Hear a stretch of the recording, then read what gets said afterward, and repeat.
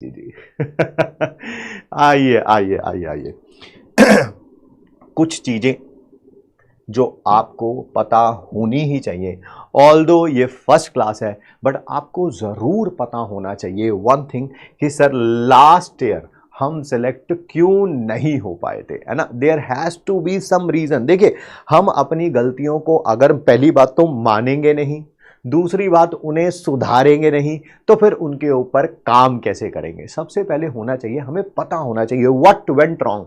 अगर उसको ही एनालाइज नहीं किया हमने, ठीक है, तो फिर काहे का इंप्रूवमेंट, फिर काहे का सिलेक्शन, ठीक है। तो सबसे पहले आपको ये जरूर पता होना चाहिए कि व्हाट वेंट रॉन्ग। उसके बाद छोटी छोटी सी चीजें हैं, लाइक कि हम इस साल और क्या क्या करने वाले हैं आपके लिए। देखिए, क्लासेस तो रेगुलरली होनी ही होनी है लाइव, उसमें पढ़ाया तो जाएगा ही जाएगा, कंप्लीट थ्योरी पढ़ाई जाएगी, न्यूमेरिकल्स कराए जाएंगे, बहुत सारे कॉन्सेप्चुअल और न्यूमेरिकल क्वेश्चंस कराए जाएंगे। सिर्फ सिंगल चॉइस क्वेश्चन पर ही बेस नहीं रहती है हमारी क्लास। जो बच्चे हमसे पढ़े हैं वो जानते हैं, ठीक है, कि हम बहुत सारा असर्शन, रीजनिंग और स्टेटमेंट वाइज क्वेश्चन भी कराते हैं क्लास में, लाइव में भी और रिकॉर्ड जब रिवीजन हुआ था तब भी, ठीक है। और फिर चैप्टर को स्टार्ट करेंगे, मैटर एंड इट्स क्लासिफिकेशन पढ़ेंगे और एटम, मॉलिक्यूल्स एंड आयंस के बारे में भी पढ़ेंगे, आज ही पढ़ेंगे, ठीक है। बट सबसे पहले आपको ये पता होना चाहिए कि लास्ट ईयर आपकी सिलेक्शन का रीजन क्या था ऐसा जो आपकी सिलेक्शन को रोक पाया, है ना। क्या ऐसा हुआ कि आप सिलेक्ट नहीं हो पाए। देखिए, बहुत सारे बच्चे ऐसे होंगे जो शायद इस कैटेगरी से लाई करते हो, है ना। मैं भी जब 12th तक था ना यार, ऑलमोस्ट 12th के एंड तक मुझे किसी कंपटीशन एग्जाम के बारे में पता ही नहीं था। सच बात यही है, बस 12th के एंड में आते आते दोस्तों ने बोला क्लास में कि यार कोई फॉर्म्स होते हैं वो भरने होते हैं, उन्हीं से आगे कॉम्पिटिटिव एग्जाम होता है। मुझे खुद ही 12th के एंड में पता चला था। तो ऐसा हो सकता है आप भी किसी ऐसे घर से बिलोंग करते हो जहां पर शिक्षा का उतना प्रकाश प्रीवियस जनरेशन्स में चाहे उतना ना रहा हो। तो इसी कारण क्या होता है, लैक ऑफ नॉलेज के कारण। हालांकि ज़माना बदल गया है, आजकल यूट्यूब है, गूगल है, बट स्टिल मैं मानता हूं कि शायद अभी भी भारत के हर कोने में कहीं ना कहीं कुछ ऐसे बच्चे ज़रूर पाए जाते रहते होंगे जिनको कोई गाइडेंस देने वाला ही नहीं था, कोई बताने वाला ही नहीं था क्लास 11th के शुरू में कि बेटा ऐसे पढ़ाई करनी होती है अगर आप डॉक्टर बनना चाहते हो तो ठीक है। इन चीज़ों पे ज़्यादा ध्यान देना होता है, इन चीज़ों पे कम ध्यान देना होता है। क्वेश्चन जो है सिंगल चॉइस आते हैं या सर्शन रीजनिंग आते हैं या प्रैक्टिस करनी होती है या पढ़ाई कैसे करनी होती है। सो आई बिलीव कि ऐसे शायद मेरे जैसे कुछ ऐसे बच्चे ज़रूर रहे होंगे, ठीक है। तो अगर कोई गाइडेंस नहीं थी तो कोई बात नहीं है यार, अब आपके पास गाइडेंस के रूप में यकीन 2.0 के सारे बेहतरीन टीचर्स आपके पास अवेलेबल हैं। अगर ये रीज़न था तो कोई ऐसी टेंशन लेने वाली बात नहीं है। बट अब आपको करना क्या पड़ेगा कि ये टीचर्स जो भी बता रहे हैं, हर एक सब्जेक्ट के पर्टिकुलर टीचर्स, इनको फॉलो ज़रूर करना पड़ेगा। अगर आप इन बातों को फॉलो नहीं करेंगे, ठीक है, और आप अगर इस कैटेगरी से बिलोंग करते हैं तो मेहनत बहुत ज़्यादा लगेगी।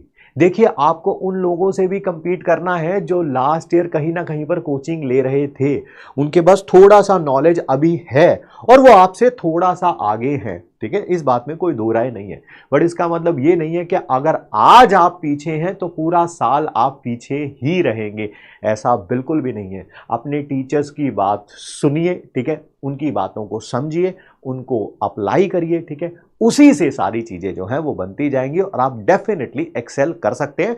एक साल बहुत सफिशिएंट समय होता है किसी भी एग्जाम को क्वालिफाई करने के लिए। नीट के लिए तो डेफिनेटली सफिशिएंट है, ठीक है। तो ये डेफिनेटली पता होना चाहिए। नेक्स्ट है लेस सपोर्ट फ्रॉम फैमिली। होता क्या है यार, कभी कभी ना, मतलब कि बहुत सारे जब ऑफलाइन पढ़ाते थे तो बहुत सारे पेरेंट्स आते थे और वो कहते थे कि सर हमारे पास तो ना साइंस थी ही नहीं, या सर हमारे पास साइंस थी भी तो हम, मतलब कि हमें तो 10th तक ही आता है, 11 12th की चीज़ें समझ नहीं आती हैं, या हम इतने पढ़े लिखे ही नहीं हैं। अरे भाई, अगर आप किसी भी कैटेगरी से बिलोंग करते हैं, चाहे आपके पास साइंस थी, आपको साइंस समझ आती है, नहीं आती है, या आप इतने पढ़े लिखे नहीं हैं, अरे बच्चा घर पे बैठा हुआ है आपके पास, कम से कम उसे मोटिवेट तो कर सकते हो यार। ये तो हर कोई पेरेंट कर सकता है ना, ये तो मैं भी कर सकता हूँ, ये तो आप भी कर सकते हैं, ठीक है। अगर वो कोई अच्छा काम कर रहा है, सुबह से लेके शाम शाम तक क्लास लेना कोई आसान काम नहीं है, ठीक है। ये बात माननी पड़ेगी पेरेंट्स को भी। तो अगर बच्चा सुबह से लेकर शाम तक रोज क्लास ले रहा है, रिवाइज कर रहा है, डीपीपी सॉल्व कर रहा है, तो शाम को उससे 2 मिनट बात जरूर करिए, बेटा आज तेरी क्लास कैसी गई, कल का तू रिवाइज करके गया था कि नहीं गया था, क्या तूने डीपीपी सॉल्व करी, क्या बेटा नेक्स्ट जो टेस्ट आने वाला है क्या आप उसके बारे में तैयारी कर रहे हो। ऐसा तो नहीं है कहीं आप टेस्ट के लिए तैयारी कर रहे हो, उससे 2-4 प्यार की बातें करो यार। सिर्फ और सिर्फ कोचिंग में एडमिशन करवा देना ही पेरेंट्स का धर्म नहीं है। पूरे साल जब भी बच्चा मोटिवेटेड रहे तो उसकी पीठ थपथपाना, अगर वो थोड़ा लो डाउन फील कर रहा है तो उसके हाथों को पकड़ के कहना कोई बात नहीं बेटा तू कर सकता है। और सच्ची बात बताऊं, नीट कोई ऐसा बहुत बड़ा एग्जाम है भी नहीं यार, ठीक है। नंबर जरूर बढ़ रहा है इसमें, आई एग्री विद दैट, ठीक है, बट कोई ऐसा बहुत बड़ा एग्जाम नहीं है कि इसके लिए कोई बच्चा ना कर पाए अगर वो अपना बेस्ट दे सकता है। तो अगर हम क्लास में बच्चों को मोटिवेट करते हैं तो आपका भी काम यही है कि अगर कभी वो थोड़ा लो फील करे तो उनसे प्यार से बात करिए, उनको हक करिए, उन्हें प्यार से समझाइए। कोई बात नहीं, अगर इस टेस्ट में नंबर थोड़े कम आए हैं तो और मेहनत करेगा तो अगले बार और अच्छे आ जाएंगे, ठीक है।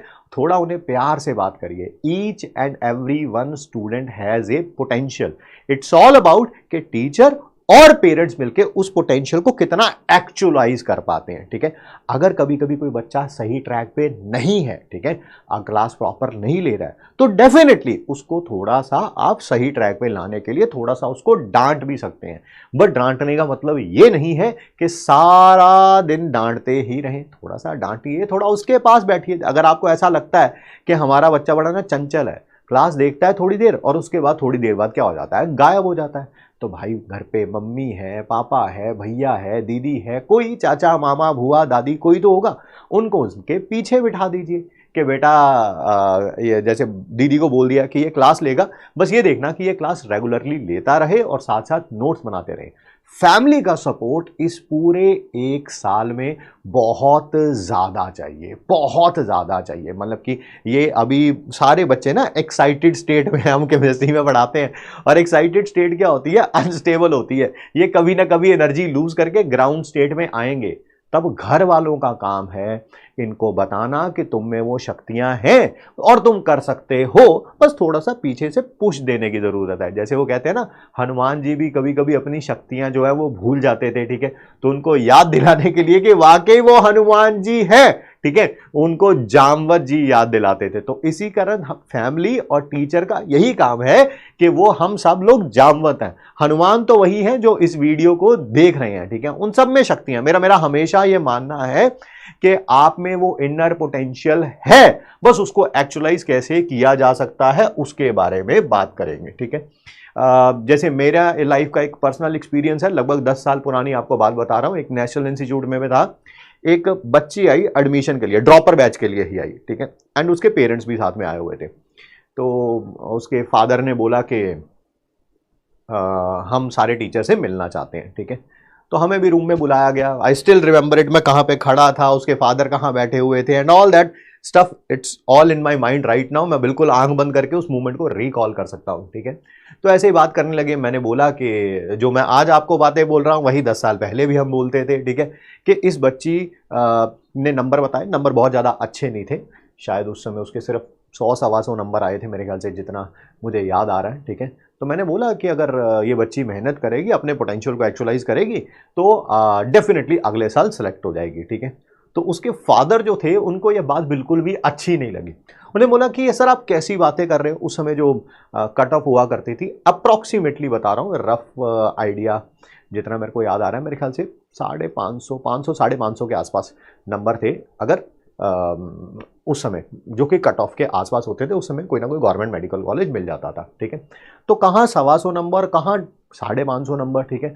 तो उन्होंने बोला कि सर आप, मेरे को लग रहा है कि आप हमें बैच को सेल करने के लिए, ठीक है, ये बातें बोल रहे हो, ये कर सकती है, ये कर सकती है, ये कर सकती है, ठीक है, अब मुझे तो नहीं लगता कि ये कर सकती है। तो मैंने बोला कि सर अगर आप, हर एक बच्चे में पोटेंशियल तो है, अगर आप ही उनके सामने बैठ के ये बातें करोगे, वो बच्ची वहीं पे बैठी हुई थी, ठीक है, आप ही उनसे ऐसी बातें करोगे, तो मुझे डेफिनेटली लगता है कि ये बच्ची कभी भी कुछ नहीं कर पाएगी। तो और ज़्यादा ऑफेंड हो गए कि एक टीचर होके पेरेंट के बारे में बात कर रहा है बच्ची के सामने, मैंने कहा कम से कम उसको मोटिवेट नहीं कर सकते तो आप डीमोटिवेट तो मत करिए, ठीक है, कम से कम उसको हाई मोमेंटम में तो रखिए, उसको ये तो बोलिए कि हाँ बेटा तुम कर सकते हो, और हमें भी यही बोलिए कि ये कर सकती है। अगर ये नहीं कर सकती है तो फिर इसका एडमिशन ही क्यों करा रहे हो? अगर आपको इतना ही विश्वास हो गया है कि ये बच्चा कर ही नहीं सकता तो देन व्हाई आर यू मतलब पुटिंग इट ओवर हियर ना, मतलब कि आपका भी टाइम वेस्ट है, मनी वेस्ट है, एनर्जी वेस्ट है, बच्चे की भी और हमारी भी, ठीक है। एंड वो बात दौड़ा था मतलब कि कन्फर्टेशन के ऊपर हमारी एंड हुई, ठीक है। पूरा साल वो बच्ची मेरे पास थी, थोड़ा टेंशन ज्यादा हो जाती है ऐसे बच्चे की, क्यों? क्योंकि जब आपका स्टार्ट ऐसे नोट पे होता है तो अब आपको लगता है और बेस्ट करना है, और बेस्ट करना है, और बेस्ट करना है, और बेस्ट करना है, ठीक है। करते करते करते करते करते एक ऐसा समय आया जब अगले साल सिलेक्शन हुआ, रिजल्ट आया, उस बच्ची का सिलेक्शन हुआ। उसने उस समय किया था, अब तो एमबीबीएस कंप्लीट हो चुकी है उसकी, वो कंप्लीट किया उसने एमबीबीएस एम्स पटना से, हाँ I remember it correctly, AIIMS Patna से। अब तो उसका एमबीबीएस कंप्लीट हो चुका है। तो हर एक बच्चा, चाहे जिसके मार्क्स आज की डेट में कम क्यों ना हो, वो डेफिनेटली एक्सेल कर सकता है, बट आपको अपना पोटेंशियल एक्चुअलाइज करना पड़ेगा फॉर श्योर, ठीक है। अगर बाय चांस कोई हेल्थ इश्यूज थे, यानी कि पूरा का पूरा साल, देख हेल्थ इश्यूज भी दो प्रकार के हैं, एक तो है कि आपको कोई फिजिकल हेल्थ इशू रहा, पूरा साल रहा, ठीक है, then it's a different issue altogether. बच्चा अपना बेस्ट नहीं दे पाता है उस केस में, डिस्पाइट जितनी मेहनत करने की देखो वो कोशिश करेगा, उतना ज्यादा रिजल्ट नहीं आ पाता है, दैट इज फॉर श्योर, ठीक है, फॉर श्योर। बट अगर आपके हेल्थ इश्यूज थे कि आपको सारा साल तो आपने पढ़ाई करी, बट लास्ट के 1-1.5-2 महीने में खाना पीना छूट गया, नींद प्रॉपरली नहीं ले पाते थे, नौजिया होता था, हेडेक होता था, वॉमिटिंग होती थी, ठीक है, इट शोज कि आप कहीं ना कहीं मेंटल प्रेशर जो है आपका उतना ज्यादा आप हैंडल नहीं कर सकते हैं। उसी के कारण आपको लगता है कि लास्ट 1.5-2 महीने के कारण ही आपका सिलेक्शन नहीं हो पाया, नहीं तो शुरू के 7-8-10 महीने आपने खूब मेहनत करी थी, ठीक है।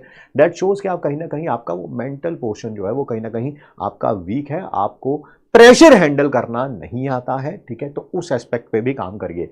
मैं भी थ्रू आउट द क्लास बहुत सारी ऐसी चीजें बताऊंगा फॉर श्योर, जिसके कारण आपका जो मेंटल लेवल है वो इंक्रीज हो पाए, आप प्रेशर को कैसे हैंडल कर सकते हैं उनके बारे में कर पाए, ठीक है जी।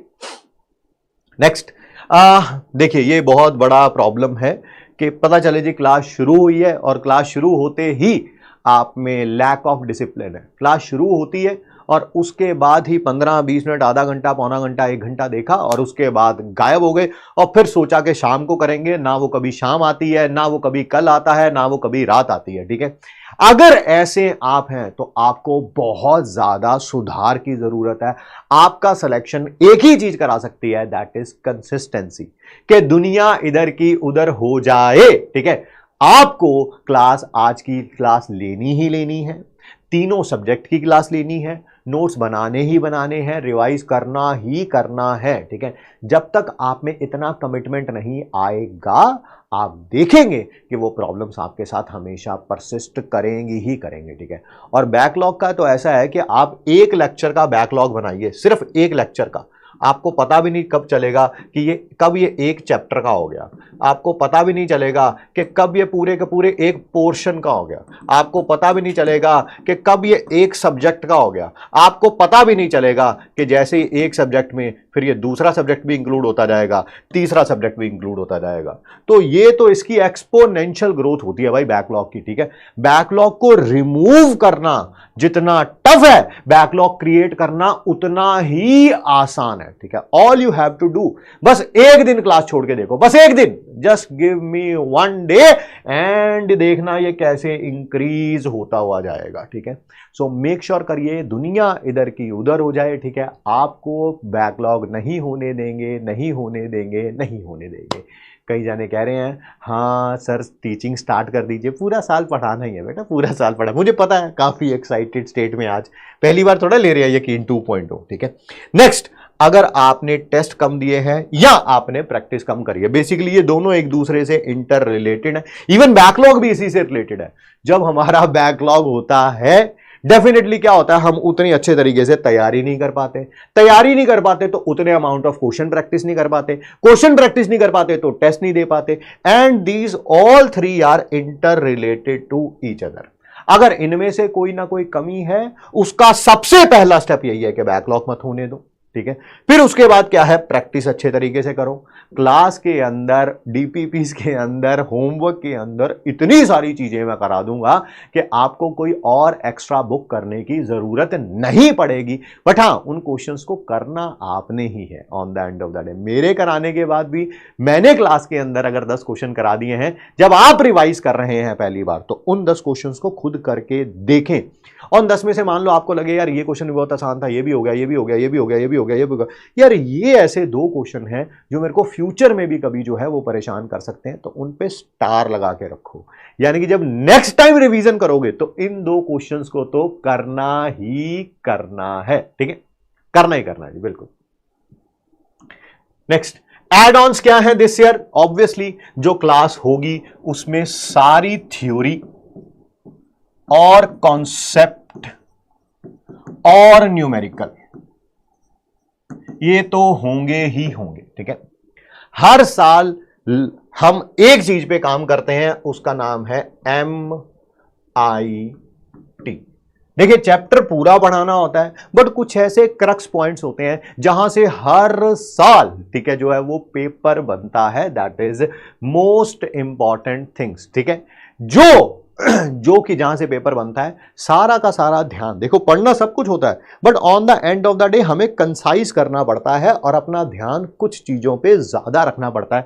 वो हम क्लास में ही आपको बता देंगे, बट उनको रिवीजन करते टाइम सबसे पहले आपने ध्यान देना है। एंड वेरी इंपॉर्टेंट ऑल्सो, खासकर फिजिकल केमिस्ट्री में, that is think without ink. कि आप